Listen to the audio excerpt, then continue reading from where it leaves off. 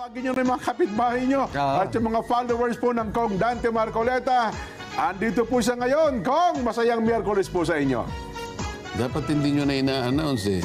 Hindi nga po na inanong si Kong. Kasi yung mga nanggugulo sa akin eh, hindi na manonood yung mga yun pag ina-announce nyo. Lalo nga ako nilang sinusubaybayan kung ano sasabihin nyo. Ako naman kaya ako nagpunta rito, tinetext ako ni Direk. Alam mo naman ako, takot na takot ako kay Director pagka nag-text. Pag may time, tatakbo kagad ako rito. Totoo. Tayo naman kung tayo, matapang tayo, pero kapag ang director nag-text, mayroon tayong katatakutan din. Oo. Tama naman yun eh. May kanya-kanya tayong pribilehyo, karapatan, at saka yung makinatatakutan.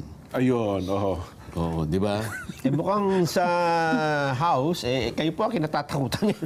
Hindi naman siguro. Di ba?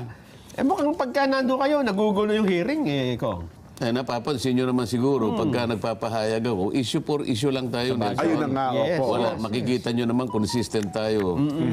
Mula't mula pa na ang palagi nating sinasabi, kung ano yung nakasalalay sa mga batas natin. Opo. Na dapat sana yun ang palaging sinusunod.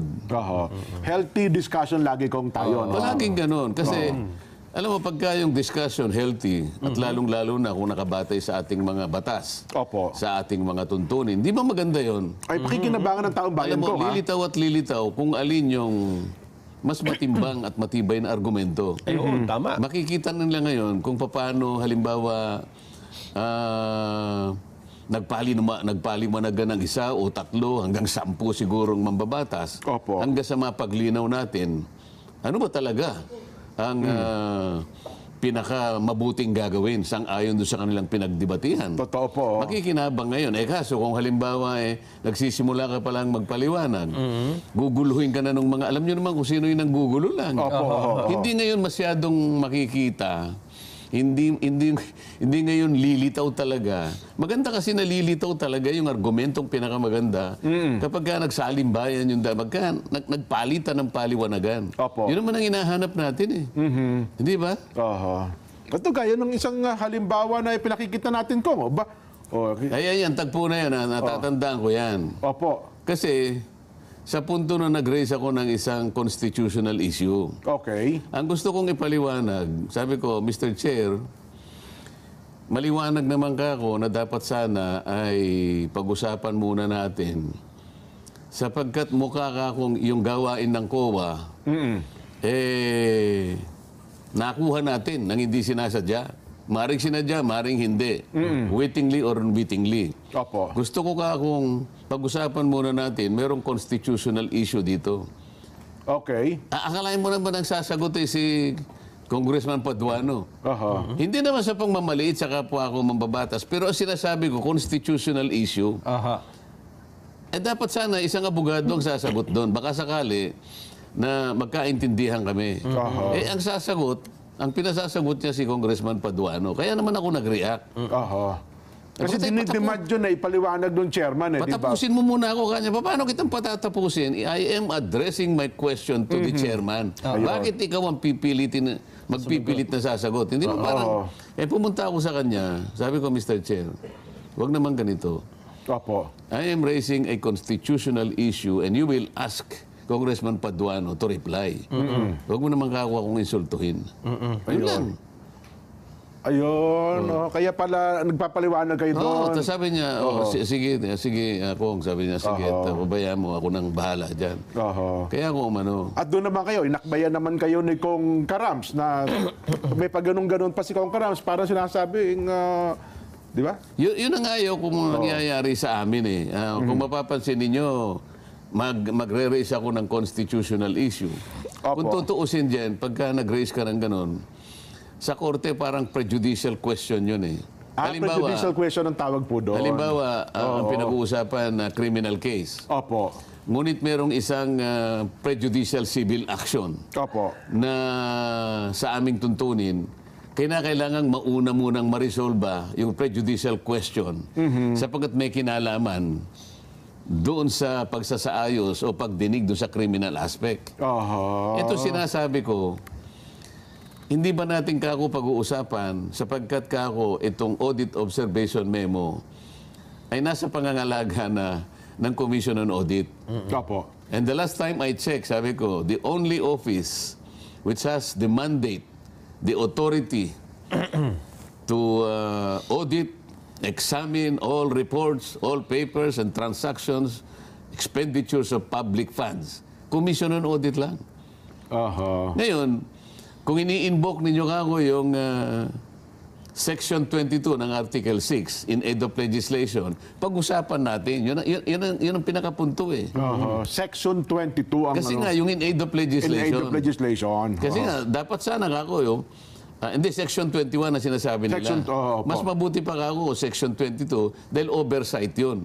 Sapagkat ang ginagamit nyo rito, in aid of legislation, pero hindi nag-o-audit kayo eh. Ayun. Di ba? Oho. Tingnan mo, we have the same set of documents. Tama. Kinuha nyo mula sa pag-iingat ng COA. Kaya alam mo, nung bandang huli, so shortcut ko na muna. Opo. Nung bandang huli, sa COA ko na ibinato yung aking... Yun. Kaya nung tinatanong niyo yung COA representative na nandun. Paano ka ako ang mangyayari ngayong umamin ka na... Kasi napaamin ko siya na... Opo. Is there any other office, Nelson? Is there any other office to which the Constitution also allocated the authority and mandate to audit Aha.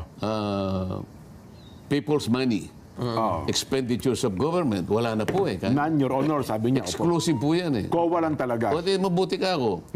Pero kako nung hiningang ka ako sa magitan ng Sabina na ibigay mo sa Committee on Good Government, yung ginagawa mong pagsisiyasat, yung ginawa mong pag-audit, ibigay mo nga sa amin yung papel na yan. Oo. Kami na kanyang magtatanong. Oho. Tama kaya yun? Hindi mo ba nainisip ka ako na sana ay tinanong mo muna, pinag-usapan nyo muna ka ako sa inyong komisyon. Aha. Ito ba ako'y alam ng chairman ninyo, alam ka ako ng mga commissioners? Alam daw. Oho. Aba yan ay isang bagay na kinakailangan pag-usapan pa kung talagang totoo yun. Kasi nga hindi mo pwedeng i-delegate yung binigay na sa'yo ng saligang batas. Totoo. In full or maybe part of Kahit your konti authority. man nun. Oho. Di ba kasi nasabi natin, nagnakaw ka ng piso, nagnakaw ka ng 1 milyon, pareho din yun Parehas eh. lang po yun. Oo. Ito yung aking gustong ayusin muna, na pagdebatihan sana namin, malawakan, yung walang nanggugulo, para sa ganun maliwanagan din ang ating mga mamamayan. Oho. Naku. Meron pa isang tagpukong. Ito, kasi ito ang daming tatanong sa amin. Ano ba itong ano? Ba't parang bagang yung isang representante ng Laguna, parang bagang nagagalit sa inyo? Ano at para bagang sinasabihan kayo ng kung ano-ano. Ipakita mo nga yon, Direk, at nang sa ganoon, yan, kausap niyo po yung Kong JJ Suarez, Kong Chua, biglang yun, lumapit yung Dan Fernandez, natapik-tapik kayo eh. Ang kausap ko, makikita mo dyan, Opo. si Kong JJ Suarez. Maliwanag po. yan, ha? Oh. Ayun, ilang beses na kayong tatlong beses. Tapos bigla siyang nakialam. Opo. Alam mo kung ano yung pinag-uusapan ni Kong JJ? Ninyong tatlo. Opo. Hindi, primero si JJ lang. May binulong ako kay chairman. Opo. Aha. Pagkatapos, sabi ni Kong JJ, Kong Dan, sabi niya, pwede ba kanyang makiusap naman ako, sabi niya, kasi pagka ikaw ang nagpapaliwanag, kung ikaw ay abogado, sabi niya gano'n. Opo. Parang yung mga puntos namin ay nawawalan na kami ng parang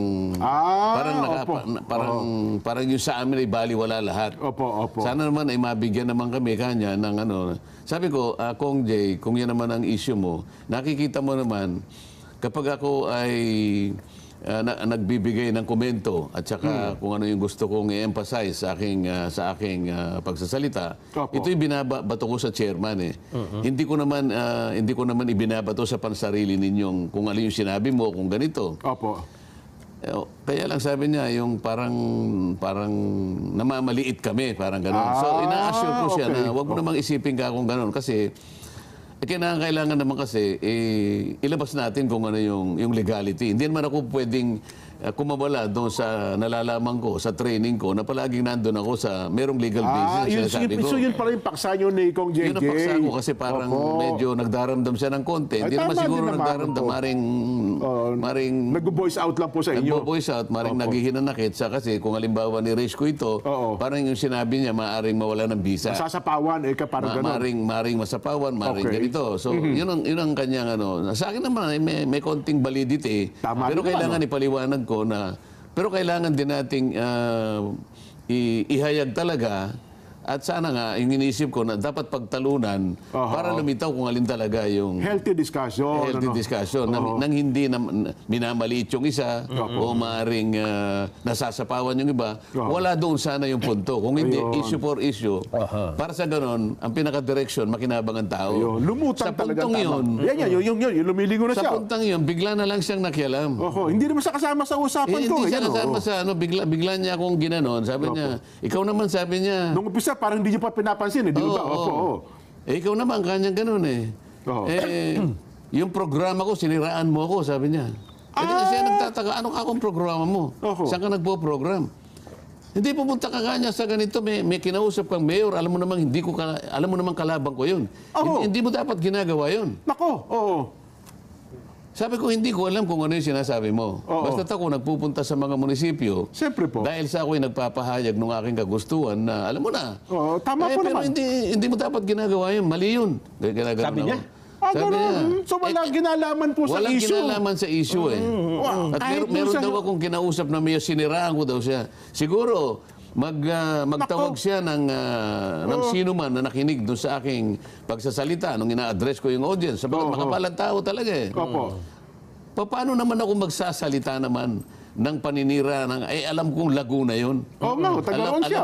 Alam kong kandidato siya pagka-gobernador. Oo. Ako ba naman, hindi ko naiintindihan. Unang-una, hindi ko gagawin yon. Siyempre po. Pangalawa, ang aking kandidatura ay nakasalig doon sa pangkalahatan. Opo. Wala Hindi kayong naman sa- wala naman akong pakialam doon sa Local issues din sa eh. local issue kung magkakalaban sila o hindi. Kaya, Kinakailangan bang humingi ako ng permiso sa mga kasama ko para malaman ko kung sino pupuntahan ko at saka hindi ko pupuntahan? ay maling-mali Hindi ko nga pwedeng talaga gawin siya. yun Oo. So ayun pala ang parang sabi nga sa salitang kanto niyan, parang nagpuputok yung butsi niya. Kung yan, yan, Kasi bago nakukumpas pa nangyari siya. yan, sinasabi ko kasi, pinagtatanggol ko yung kalagayan nung nadetine na abogada ng Opo. OBP.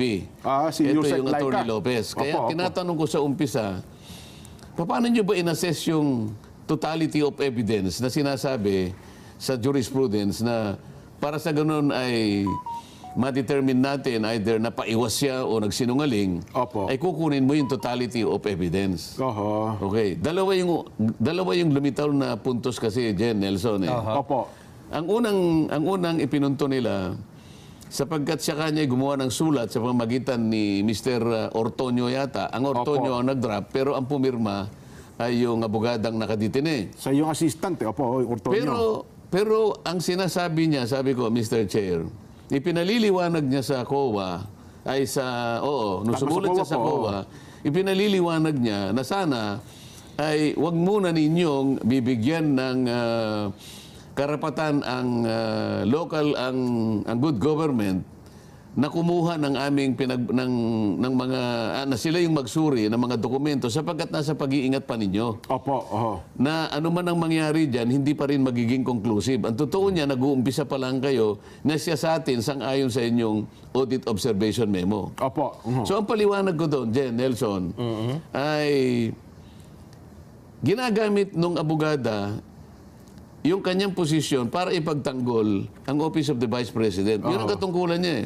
At mukhang nasa reglamento naman talaga yun to. Oo, di kasi ba? kung ako siya, sabi ko, ganun din ang gagawin ko eh. Yun din ang gagawin nyo. Sapagkat lilitaw nga dito, malilinya doon sa sinasabi kong prejudicial question.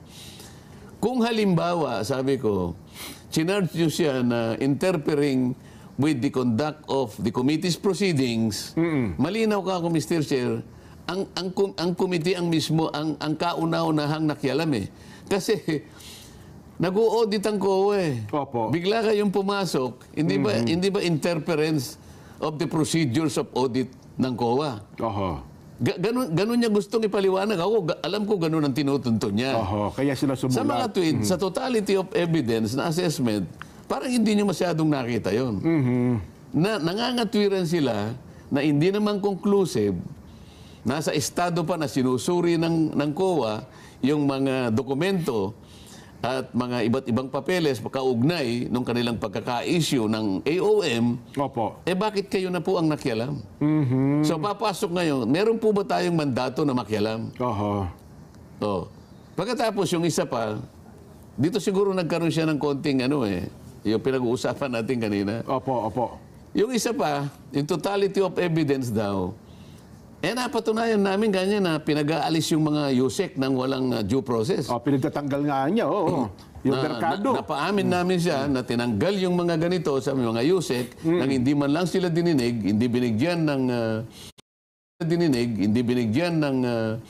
ng kahit anong panahon na ipagtanggol ang sarili, makapagpaliwanag kung bakit sila tinatanggal. Yung due process na niya, parang wala. Kung yun ang gagawin nyo akong katwiran, ako ba ako nung pinagtatanggal ang committee ko? Meron ba akong nagsabi na tatanggalin ako? Sinabi ba kung ano yung kasalanan ko? Hindi nga ako inabiso. Hindi kayo nabisuan. What is the first element of due process? Notice. Ni-notify ba ako, kung Dante, pasensya ka na, ikaw naman kanya matagal na rito, ibigay na natin sa mga iba yung committee mo. Para magkaroon ng chance sa iba. Sapagkat ikaw ay matagal ka nang naglingkod sa sanay na sanay ka na dyan. Pwede ba kanya ibigay na natin sa iba para naman yung iba ay makinabang din kung pag-uusapan ay kasanayan sa pagkikipag... Tama naman. Kung ganun sana. Di ba? Hindi nga kako Paano mo kayo humatol kayo ng kawalan ng due process. Paano yung nangyari biglang sumagot yung... Doon sa sumingit yung biglang sumingit yung Congressman Dan Fernandez. Bakit? Ikaw ba kanyang iniimbestiga rito? Hindi naman niya ikaw iniimbestigahan dito. Bakit? Tama, yun ang sinabi niya. Isipin mo naman klase. Wala man lang siyang sinabi, Mr. Chair, may I be recognized? Hindi ganun Bigla siyang sumagot Mr. Chair, hindi naman siya yung bakit? Ikaw ba iniimbestiga rito? Ibinibigay yung halimbawa yung sarili. Anong klaseng proseso ito? Ginagamit ko yung sarili ko na paghalimbawa na wag nilang gagamiting dahilan yun sa totality of evidence sapagkat ganun din ang nangyari sa akin. Anong klaseng pagdidebate magkakaroon kami pagka puro ganyan ang usapin? Kaya biglang ni-resist ni Kong Joel yung tagpo na yun, Kong, di ba? Pagka ako may manggugulot, pinupukpok yung So, yung continuity, yung tuluyang pagpapaliwanag, nagkakaroon ng interruption Kung minsan nabibitin yung mga, bakit? At saka alam mo, napuputol yung pinuputol yung mic. Kapag nagsalita sila at gusto kong magsalita, wala nang power yung aking mic. Ayun. So, yun pala yung tagpo na yun, Kong, na nag-break at saka kayo pumunta doon sa harapan. Yun na pala yung ipinakikita natin kanina. Ayun. Kaya ako pumunta doon. Kasi pinapaliwanag ko kasi break Kasi alam mo, ganun ako Gusto ko ipaliwanag para magkaintindihan kami. Hindi ako nakikipag-away. Kasi yun pong tagpo na yun, Kong. Wala doon sa live Pagka nag-break kasi, automatic cut din sa air Kaya hindi napapanood ng tao kung ano yung nangyari na yun Kaya nagtataka sila, meron ba niyang gano'n? Off-cam na... Pero sinasamantala ko yung pagkakataon. Para ipaliwanag ko yung aking posisyon. Alam niyo naman ako, hindi ako nang-aaway. Sinasabi ko, pinapaliwanag ko. Kaso, yung isa may laman na pala. Galit pala sa akin dahil kinausap ko raw yung mayor. Malay ko naman. May kinikim-kim na palang sama ng loob. Talagang ginagano niya. 3 beses. Hindi mo dapat kinausap yung mayor na yun dahil kalabang ko yun Ganun ang niya. At saka mabalasik ang niya, ang Pwede salita. pa lang, hindi lang out of order yun. Diba? Pero dinig na chairman. Dinig na ni JJ. Alam nila. Kaya pala hindi na kumibo si Kong JJ at si Kong Chuba doon sa kanya ipinupunto. Wala nga sa usapan. Kinalaman Walang kinalaman doon. Kaya pala umalis na lang kayo. Umalis na lang ako. Kasi mapikon pa ako yun pala. At least tayo, peacemaker tayo. Huwag lang tayong ginugulo ng ganon. Huwag lang tayong binabas. Wala lang bastusan. Kasi lalo sa iba, akala nila, meron kasi ilang social media accounts. Siyempre, hindi naman lahat ay mapipiho natin kung ang kanilang punto naman, para bagang kayo ang nanggugulo doon sa naging pagdinig. Kasi ini-insert nyo yung punto na dapat lumutang kong eh. Oh, pero ikaw ba, nung nakita mo, napansin mo bang ako nang gugulo? Ay, hindi nga po. Procedural yun. Dapat reglamento yung pinag-uusapan eh. Baka si Nelson, napansin niya na talagang nanggugulo talaga si Kong. Ang ginamit nilang punto, Kong, yung binanggit ni Kong Ray Acop na, Kong Dante, kung ganito ang mangyayari, baka may deklara namin kayo na parang out of order ba yun? Parang may ganun atang yung tawag sa pagdinig. Yung sinabi ni Kong Acop. Hindi kasi ayaw nilang magpatuloy ako ng pagsasalita. Opo, oo. Ay, ayaw ko na rin magano na baka mag-away lang kami. Kaya uminto na lang ako. Ayun, oo. Kaya, yun pala yun. Anyway, at least ngayon ay malinaw, Kong, yung bagay na yan. Pero saglit lang, Kong, higop muna kayo ng nihanda namin kape, pampalubag, yan Pampa-cool down. Pampa-cool down. Sabi nga ni Enrile. Senador Juan Paul Enrile, kailangan na natin ngayon ay cool down. Ito muna. Pampa-cool down ba ito? Yes po. Walang laman yun. Walang kalasan kasi. Pati ang lahat ng matataas na leader ng ating pamahalaan ay nagbigay na po ng komento ukol doon sa naging pahayag ng pangalawang Pangulo. Tama ba na Lahat ay mukhang mula sa Pangulo hanggang sa baba.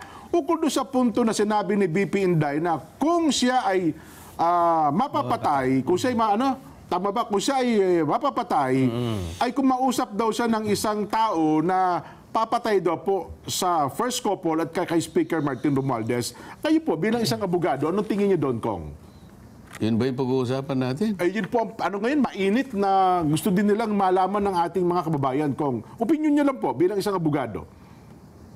Tungkol saan? Doon sa naging kasi sabi nila, yung pahayag daw po yun ng pangalawang Pangulo ay national threat. Bantaro po sa matataas na leader ng ating pamahalaan. Pero pagkakasabi kasi hindi ko naman masyadong nabasa at saka hindi ko nakita. Ano yung eksaktong sinabi niya? Ang sabi niya, kung ako ay mapapatay, kumausap na ako ng tao. Pag sinabi mong mapapatay, may paplanuhin ba siyang patayin? Ganon. Parang yun po ang contention ko. Parang meron din. Linawin niyo kasi kung siya ay talagang paplanuhin na papatayin, yun ang sinasabi niya. Opo, kung siya daw anya. Sino magpaplano?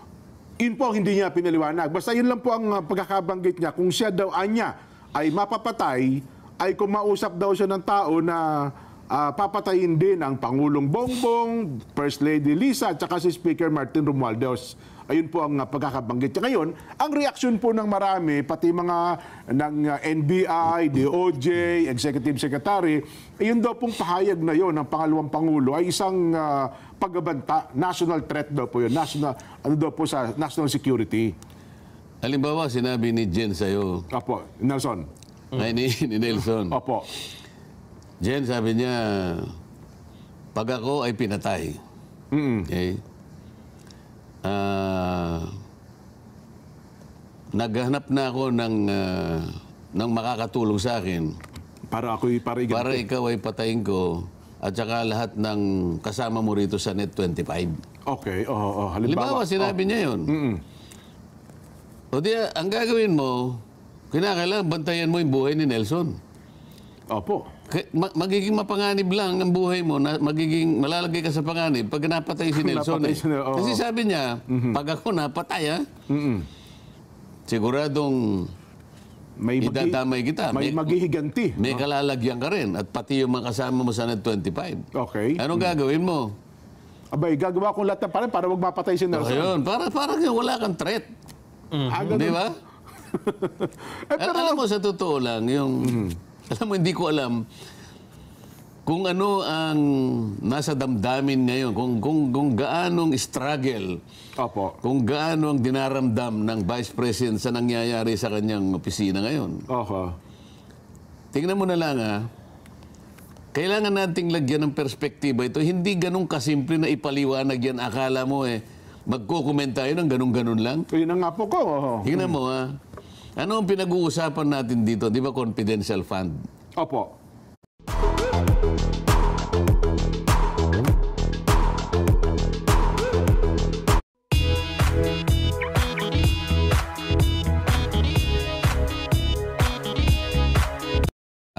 Opo.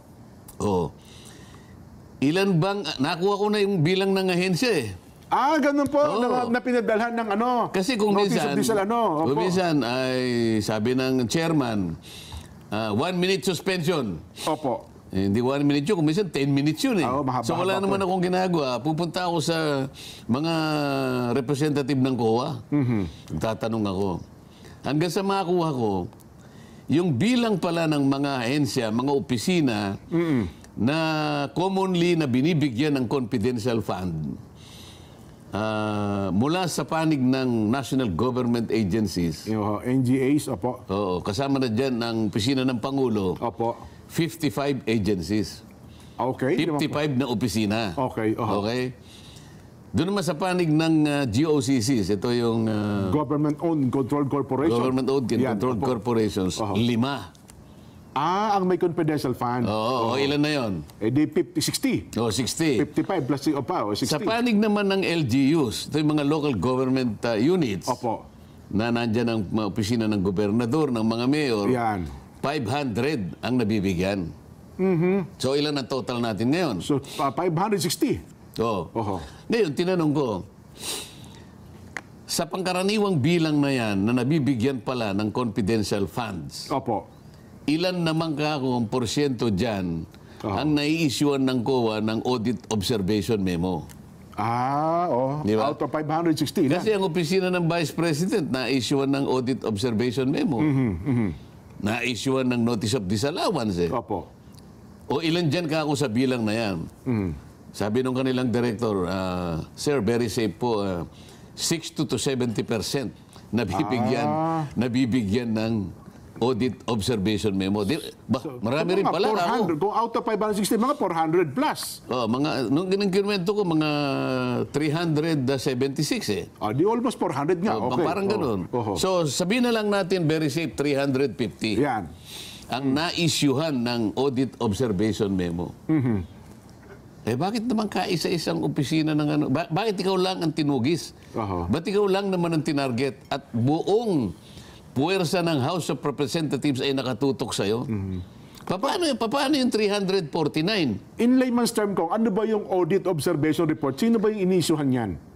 Ang ini-issuehan ng COA, yung Opo. halimbawa, initially may nakitang mga bagay-bagay na may pag-aalinlangan sila Oho. na baka yung nung pera ay hindi nagastos doon sa kanyang kaukulan. Maring nagastos pero kulang halimbawa ng dokumento. Ng papeles. Halimbawa, yung pumirma, bakit hindi yun? Halimbawa. Oho. O kaya yung papel, bakit doble yung ganito?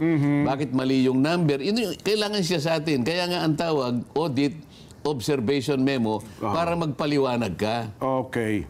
Maliwanag Ngayon, po. nasa estadong ganun yung opisina ng Vice President. Ang sinasabi natin, 350 pala ang pangkaraniwang average ng nai-issuehan ng Audit Observation Memo. Bakit tanging ikaw lang? Office of the Vice President lang Oo. ang ipinatatawag. Kung tutuusin mo, Vice President ka. Pagkatapos, ang kabuuang puwersa ng House of Representatives ay nakatutok sa'yo. Pagkatapos yung tatay mo na dating Pangulo, nag-organize ng Quadcom at ang subject matter yung tatay mo. Oho. Sa mga tweet, kayong dalawang mag-ama ang talagang tinarget. Oho. Ano sa palagi mo ang nasa loob niya? At meron siyang sinasabi noon na talagang, ngayon, lumilitaw ngayon, tingnan mo, lahat ng kanyang mga kung usigin nila, yung pagtatanong, alam mo, ako nagtataka, sa uri ng pagtatanong, nandun ako parang iniisip ko ngayon, kami baka ako ay gagawa ng isang panukalang batas kung anong klaseng ballpen ang gagawin pagpirma kapag ikaw ay pumupirma ng mga reports na yung tungkol sa paggasta ng mga pondo. Kailangan ba specified yung ballpen? Kulay asul daw na. Kailangan ba kulay asul, kulay berde, kulay itim? Magsasabatas pa tayo ng ganito? Kasi identified daw sa isang tao yun kung yung klase ng ballpen na yun katakot-takot na hypothetical questions. Kaya nag-raise ako na sabi ko, pati mo naman ako sa kulay ng ballpen at saka sa ballpen na gagamitin kung felt tip o kung fountain pen. Ano bang panukalang batas ang gagawin natin? Okay, na-withdraw raw yung 125 million. Ano bang pag-uusapan natin? Kung paano winidraw o paano ginasta ang pera? Nawawala na doon sa focus eh. Hindi, Pati yung pagbubuhat ng pera, tinawag yung land bank. Sa land bank naman eh. Hindi po kami... bawal po kami tumulong dyan. Yung kasi gwardiya namin, hindi po sinabi pwede. kasi nung isang staff na tinulungan naman po kami ng ano. Para bang pinalilitaw nila, hindi nyo winidraw kasi hindi nyo kayang buhatin. Ang sabi nung, nagpahiram lang po sila ng trolley, at saka isa po sa gwardiya, tinulungan lang naman po kaming magbuhat para maisampa po sa sasakyan. Dalawa po kami sasakyan ang ginamit namin. Aba, dumating ang land bank doon. Talagang pinagdiinan nila na Hindi ay totoo. hindi po ano yan. Bawal po sa amin yan. Sapagkat bawal po kanya sa simula yan, ha? Humi po anya doon sa bag, bawal po pala sa gwardiya yun. Teka muna nga ako. Ano ba ka ako yung kabawal-bawalan nga ako? Na halimbawa, tumulong ka man lang na nakikita mong hirap na hirap eh.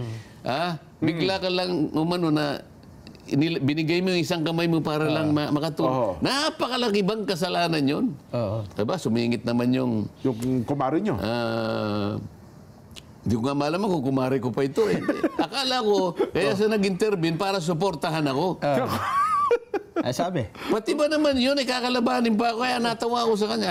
Hindi po pwedeng gawin niya. Sapagkat alam mo, pag yung atensyon ng inahati, baka mamaya may pumasok, may mang hold up, kasalanan ni ganito. Kasalanan ng gwardiya niya kung tinulungan yun eh. Ngayon, makakapagporma ngayon ng opinyon ng taong bayan, ganito na ba talaga? Bakit ka mag-speculate na may hold up? Ang sinasabi ko, nakita mo lang na nahihirapan, tapos gumanong ka lang ng konti. Bakit ba buong panahon mo ba, buong atensyon mo ba, buong lakas mo ba, ay ginamit mo para ikaw magbuhat nun, hindi tumulong ka lang na iganon sa pag nahihirapan yung isa? Baka daw kasi may mawalang pera doon ko, ibintang sa gwardiya. Ang sinasabi natin, yung common experience, alam mo, Pilipinong ugali ka ako ito eh. Mas maniniwala ako doon sa sinabi niya, kaysa ka ako sa sinasabi mo, Madam, pasensya ka na. Sapagkat wala nga, o palagi mong naging bawal nga, tinatanong kita, bakit nga? Ganun po talaga. Naintindihan ko, ginawa mo. Paano nga? Hindi ka na ba makakapag ano man lang yung nakikita mong medyo nagkakaano na, ginanon mo lang? Ang laking bagay ba? Kasi yung bangko pinupunta ko to, papayungan ka pa ko. Yung sasabihin ko eh. Bubuksan ka pa ng pinto na sasakyan. Kaya nga, sabi ko, ang ginamit ko halimbawa, nakita mo ba yung mga food chain na may mga... Meron ako nakikitang gwardiya. Naglilinis pa ng mesa kasi masyadong busy na yung mga waiter nilang ganyan. Tama po. Pati yung mga pinggan, kinukuha nila, ilalagay na nila doon sa pinaglalagyan ng mga pinggan. Kung itong mga ito ay nakakapag-multitask, sapagkat alam nila yung sitwasyon eh. Totoo po. Maraming tao at wala namang panganib ay nakakapag-multitask. Sapagkat alam nila yung sitwasyon eh. Totoo po. Maraming tao at wala namang panganib. So nakita niya nakakalat ang pinggan, nakakalat yung ganito, kahit gwardiya siya, ginagawa niya. Kayo po, bangko kayo eh. Kung inaakala po ninyo na inyong mga consumers po ay valuable clients. Yun naman. Yung ba namang, nakukuha ba ako ibigay, yung ba naman akong tinulungan mo lang na, siguro, split seconds lang. Ito naman sinasabi mong kumari ko. Pati mag-isip talaga, ano na eh. Talaga, lahat, pagtutulungan na ako, huwag mo na sabihin, kumari lahat. Nakita mo ba yung kinasangkapan nila nung ako'y tanggalan ng kumari ko din yun eh. Oo nga pala, yung tingnan mo, pati kumari ko kinakasangkapan na nila. Talagang inisan na to eh. Talagang pikunan na to eh. Meron naman silang pwedeng utusan. Basahin mo to kanya na tatanggalin na si Kong Dante. Ay, teka muna. Huwag naman ako eh, kumpare ko yan eh. Totoo. Alam mo ikaw, Nelson, tatanggalin na si Jen. Siguro. Tatanggalin ka na rin sa programa, Jen. Pupunta ka na doon sa... Huwag na ako magpapasalita. Ayoko na. Matagal ko na kasama niyan eh. Mario Joseph, nung mapanganak yan, nasa tabi ko eh. Pagkatapos yung Yung bang ganun, hindi ba mapapansin ng tao yan? Ngayon, tinatanong, balikan natin. Bakit niya nasabi yun? nagkaroon siya ng emotional outburst na Ayun nga. wala na kaming kakampi dito eh. Minsan nasabi niya yun eh. At sa kamera po, nasabi Isipin niya. mo, salita ni Dan Fernandez. Yung paglustay kanya. Ayoko na nga umano doon kasi nga ako pinag-iinitan na eh. Sa totoo lang, dapat di kami gumagamit ng ganun eh. Lalo na yung Franz Castro kung magsalita yun. Meron ng pag-uusga, may konklusyon. Hindi dapat ginagawa ng pagdinig namin yun. Di Kaya ba pala palagi sinasabi ko sa inyo Opo. yung called neutrality of an impartial judge? Sila pag nagsalita, pagkatapos ng interpellation, magkukonklud pa eh. May conclusion. Palaging ganun eh. May kasalanan na ka na hindi kaagad. dapat ginagawa yun. Kaya ang tanong ko sa COA, paano ngayon? Oo. Yung ibang parte ng katungkulan mo, ibinigay mo dito. Iba yung parametro nila, ibang standard dito. Yung sa inyo ay confidential, dito public. Hindi ba na-compromise itong mga papeles na to? Hindi ba na-compromise na ang confidentiality ng nature ng papeles na to? Paano kung halimbawa, yung resulta ng ginawa dito tsaka ginawa nyo ay hindi pareho? Ayun nga. Anong mangyayari? Basta kami po audit lang. Audit ka nga lang. Pero, ang katungkulan mo, ikaw lang. Ikaw lang. Binigay mo yung papel eh. The committee and yourself are using the same set of papers. The same reports. Bakit binigay mo? At ang punto nga, paano kung magkaiba nga yung naging desisyon? Meron ba yung naisagot na matino? Wala rin. Pwede kayo ma-impeach. Bakit? Impeachable official lang nga. Inamin mo na nga, kayo lang at kayo lang, wala ng ibang opisina na pinagbigyan ng karapatan, ng mandato na mag-audit, ikaw lang. Sabi ko pa nga, ang saligang batas natin ay siloso. Ikaw lang. Walang ibang parte ng gawain mo, responsibilidad mo na ibibigay mo sa iba. Pero hindi naman daw po kung makaka-impluwensya, kung ano man ang pasan ng Kamara, kung ano man ang pasan ng COA doon sa kanilang pagsusuri, pag-audit, sabi niya, i-stand naman daw niya kung ano desisyon ng COA. Yun ang kanyang pagmamatwid, di po ba? Yun ang sinasabi mo. Paano mo masasabing hindi ka mai-influensahan? Sige nga. Paano mo sasabihin na hindi ka mai-influensahan?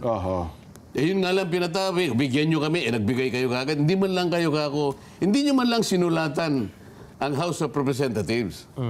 Sir, Madam, with all due respect, kami po naman ay nagpapasakop din sa inyo, pero alam po ninyo, kami po ang may tuntunin na ganito, na kahit na po sinabpinan nyo po kami, ay magmi-meeting muna po yung aming komisyon, ay kailangan pong pag-usapan po kung may bibigay po namin o hindi. Kasi iniisip po namin na baka nalilisya po kami kung gagawin po namin ito. Pwede po ba kanya na ipaalam muna namin sa aming commission proper pag-usapan mo? Hindi, nagbigay ka agad eh. Hindi daw po Kasi nire-recognize daw nila yung power of the purse. Yun, hindi daw po nila matatanggihan yun. Kung kapag wala naman tatanggi sa power of the purse. Ito yung pagbibigay ng budget, hindi pag-audit ang pinag-uusapan eh. Yung power of the purse, kami ang magbibigay ng budget sa lahat ng opisina. Yun ang power of the purse. Audit ang pinag-uusapan natin. Ano na naman ang i-connect mo na naman yung power of the purse? Baka daw kasi hindi mabigyan ng pondo yung COA. Yun, sa takot nila. So, ang independence mo ngayon, nakukompromiso ka. Ayaw niyang aminin na hindi po kanya. Yun sinasabi mo. Bakit? Paano mo nalamang hindi ka makukompromise? Hindi ba pinag-uusapan? Kaya nga kayo independent constitutional body. Kailangan ay walang mag-i-influensya sa inyo. At walang makaka-influensya sa inyo sapagkat constitution na ang nagsabi.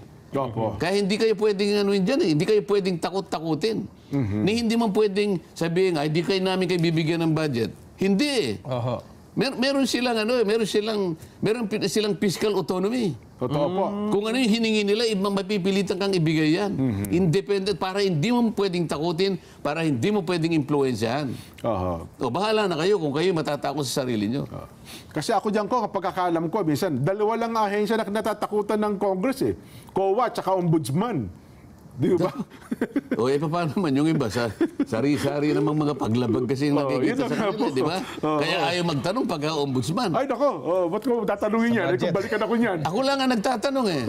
Meron pa nga akong 2 bills tungkol sa COA. Alam mo bang hindi lang na-schedule sa takot ng chairman? Ganun po. Meron ako.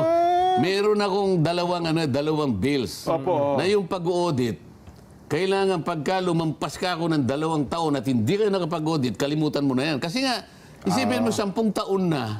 Samantalang ikaw, Nelson, nagsilbi ka lang 3 taon. Pagkatapos hindi ka na congressman, wala ka ng papeles. Yes. After 10 years, at saka kanilang itatawagin, bubulat-lating ka. Nahabol ka ngayon, no? Paano naman? Late na. So sila, kahit anong oras kang ipatawag, Pwede, dapat. So, pero kayong batas, ang panukala, hihintayin nila. They will take all their sweet time. Sabi na, after 10 years, saka ipatatawag si Nelson Lubao. So sabi ko, hindi, ilagay natin sa ano. Yun nga. 2 years. Para sa ganun, ando po yung dokumento mo. Hindi pa nawawala. Minsan hindi na-schedule eh. Yung chairman takot na takot eh. Opo, delikado. Ano ba akong problema mo? Pasensya ka na boss, wala nang ano, kesyo ganyan eh. Wala tayong kwarto, wala tayong ganito, wala tayong quorum, wala tayong... Lahat na lang ng katwiran sinabi para maiwasan lang na dinggin yan.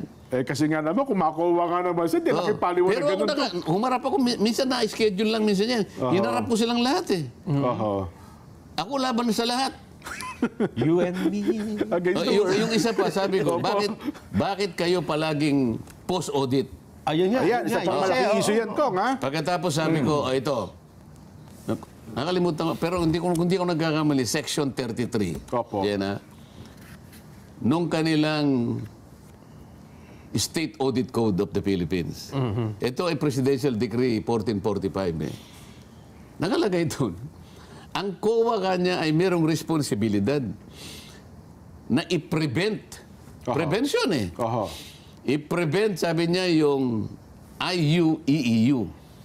IUEEU? Alam mo yung IUEEU? Hindi ko alam. Nelson, EU. Batar. EU. Bisan narinig ko na yan. Hindi ko lang maalala kung pinaliwanag nung taga-COA eh. Para makapagsalita naman si Nelson. Baka sabihin mo, hindi na kita binibigyan ng Hindi, okay na. Nakapagpapahinga ako. IUEEU. Pagka nandito ko, puro pahinga na lang ito eh. Wala. Kasi kailangan ma-prevent ka niya. Ang mga paggastos na kinategorize nating IUEEU. Ayan. Hindi ganun ang pero yung sustansya ganun. Okay, opo. So pag sinabi mong prevention, Mapigilan, di ba? kailangan, bago mangyari, meron kang action para ma-prevent eh. Pero pag ikaw ang ginamit mo i-post-audit, tapos na yung program, tapos na yung project, tapos na yung aktibidad, at saka kapapasok, sabi mo, nalustay ang pera. Ayun. Tapos na-prevent mo ba? Ay, hindi, nangyari na eh. Na-prevent mo? Hindi na-prevent. Pero yung sinasabi, ito Biblia nila ito. Pag sinabi mong Biblia, State Code. ito yung pinakadokumento, maliban sa saligang batas, ito ang kanilang pinagsasaligan ng kanilang lahat ng karapatan at gawain at tungkulin. Prevention. IUEEU. Irregular. Irregular. Yan. Unnecessary. Unnecessary. Excessive. Excessive. Extravagant. Extravagant. Unconscionable. Ayun. Yun pala yung lima na yun. Paano mo ngayon ipiprevent? Ano ipiprevent sa Tagalog? Mahadlangan. Mahadlangan, mapigilan. Maiwasan. Paano mong mahadlangan ang audit mo nasa huli ka na? Nangyari na. Naganap Nangyari na. na eh. Sabi nga nung fait accompli. Moot and academic. Na-schedule ba yung bill ko? Wala ako. Minsan. Kasi yun. Doon ko nga sila inarap eh. Doon kami nagtalo-talo eh. Hindi nila mapangatwiranan yun. Paano nyo ipiprevent kung ang inyong modality post-audit? Sige. Wala. Sabi niya, sir, hindi po nyo pwedeng ipasa yung batas na yan. Under the Constitution, sabi ng kanilang abogado basahin po ninyo kanya yung saligang batas. Dito po nakalagay, ang COA lang po ang exclusive na makagagawa ng kanilang tuntunin sa pag-audit at sa accounting. Okay. Yun ang kanyang katwiran. So, hindi nyo pwedeng pakialaman yun sapat constitutional yan. Teka muna kako, ang ino-audit ko kako yung presidential ang ina-amend ko yung Presidential Decree 1445. Opo. Sino ba kako yung hindi ba kako legislation ito? Sino kako gumawa ng Presidential Decree 1445? Kongreso.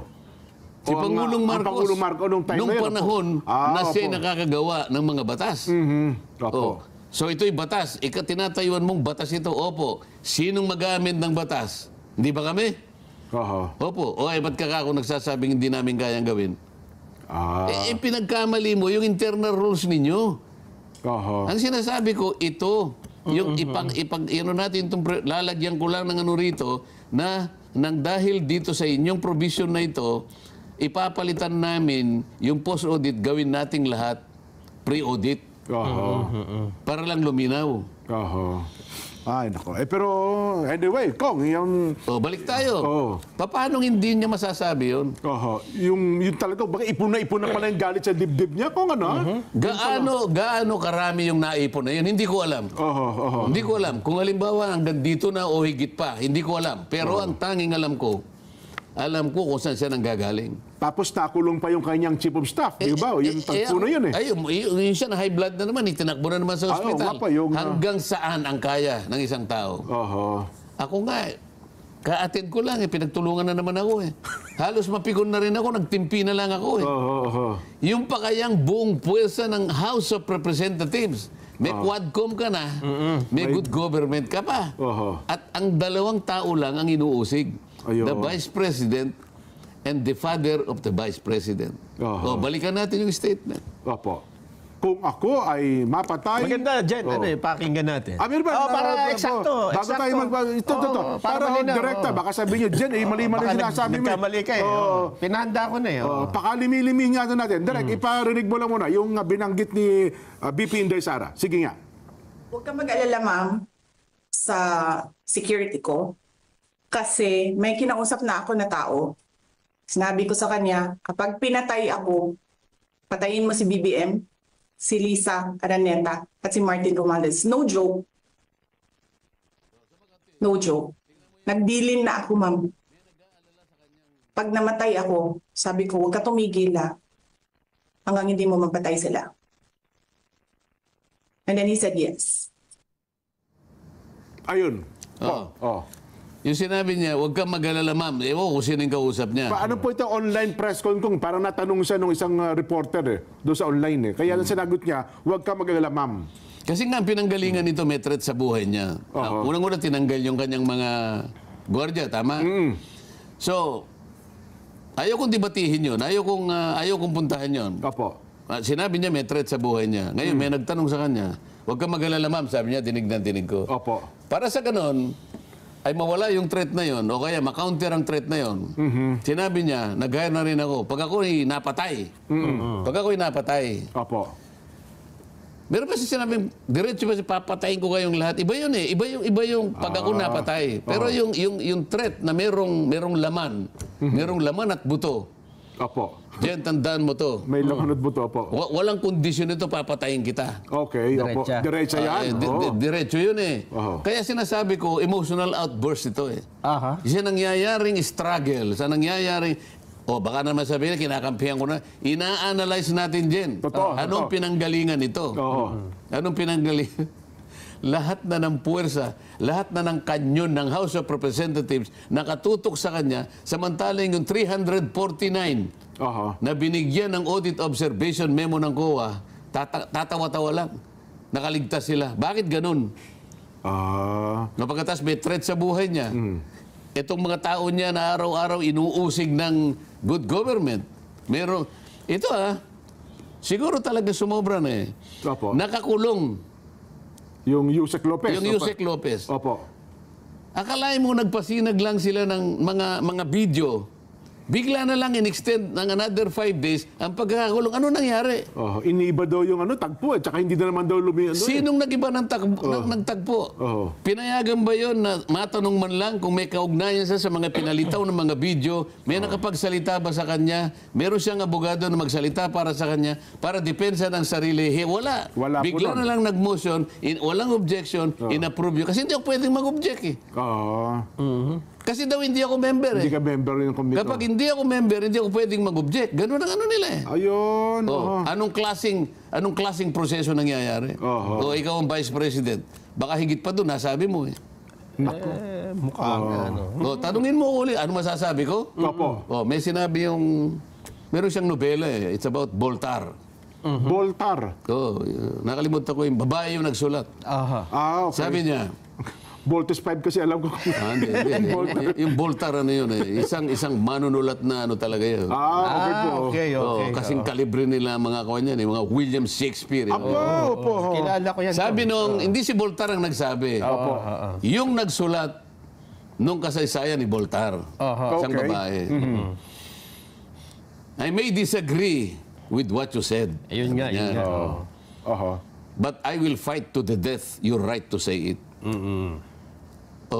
Tanong mo sa akin. I may disagree with her. Okay, opo. Pero karapatan niya magsalita eh. Demokrasya tayo eh. Alam niya naman ang consequence, di ba? Yun.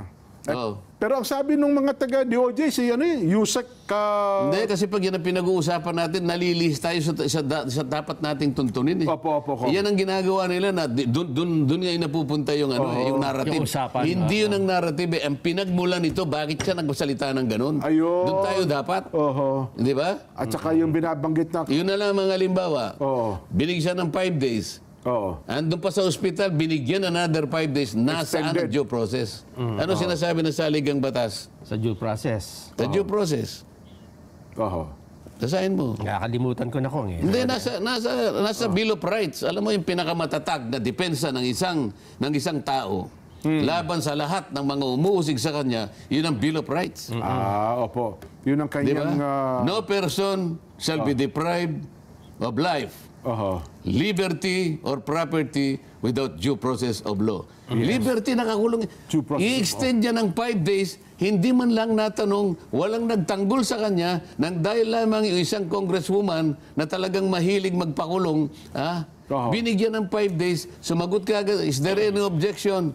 No Hearing objection, none, demotion is approved. Ayun, oo nga. Ito na ang pinakamalala na nangyari sa buong kasaysayan ng House of Representatives. Yun ang pagkukulan natin ng atensyon. Hindi yung sinabi ng Ayun. Vice President. Sapagkat Sapagkat yun ay katapos-tapusan na ng kanya sigurong pagdaramdam. resulta Na wala na sigurong ibang masabi. Nako, oo nga. No? So yun Nelson. resulta Tama. ng matinding pangyayari sa Kasi buhay niya. ang nakalagay pala dito, yung clause na sinasabi nyo na no person shall be deprived of life, liberty, or property without Sunod due mo. process. Meron pa. Ito pala kung this clause applies to all levels of government. Oo naman. Hindi, ituloy mo po yung liberty or property without due process of law. Meron pang kasunod na statement. Iba to nakita ko. Ano iba? Sige, hanapin mo ulit. Iba yung Tuloy mo abstract. dyan. Tuloy mo. Opo. Well, dun ho sa pangyayari ito ngayon, Kong, ang Anong pangyayari? doon sa pinag-uusapan natin, di ba? Alin doon? Baka babalik ka na naman doon. Ayaw ko doon dito ka bumalik. Doon sa sinasabi ko. Sa due process. Hindi. Yung ipinupunto po kasi ni BP Inday, wala kasi kaming kakampi rito eh. Baka sobra-sobra na ginagawa ninyo. Wala nga siya. Sino bang kakampi niya? Ako lang, hindi ako kakampi niya eh. Ako lang pinalilitaw nilang kakampi sapagkat ako sumasalig lang ako doon sa tama. Yun. Kaya napagkakamalan ako na may kinakampihan. Ang kinakampihan ko yung tama. Ayaw naman nilang pakinggan ng tama. Kaya lumilitaw akong kontrabida. Ito ko, no person shall be deprived of life, liberty, or property without due process of law, nor shall any person be denied the equal protection of the law. Ayan. No person shall be denied the equal protection of law. Wala siyang abogado. Nakaratay sa ospital. Nag-motion isang congresswoman nang palagi niyang iniisip ay magpakulong na lang ng tao nang walang katwiran. Ay, hindi mo nakita, tuwan-tuwa siya nung naipakulong niya noon. Nakipag-fist bump pa eh. Sasayaw-sayaw pa eh. Kulong na niya. Meron bang ganito? Ikaw ba natutuwa ka? Halimbawa, Congressman Nelson, Congressman Jen. Opo. Ginawa natin yon alang-alang doon sa pagsisikap natin na kaya lang natin gagamitin yung contempt power ng Congress sapagkat walang isang taong makapagbibigay sa atin ng tulong para makumpleto itong ating panukalang batas. Ito lang, wala nang iba. Kaya mapipilitan tayo na i-contempt pag hindi sa sumagot. Opo. Yun ang kondisyon nun eh. Yun pala, doon pala ginagamit ang Kailangan contempt power. nakasalalay sa impormasyon na makukuha mo para makumpleto yung panukalang batas na iniisip natin. Wala tayong mapagkukunan. Isa lang, walang iba. Yan ang sinasabi ng ating jurisprudence. Oho.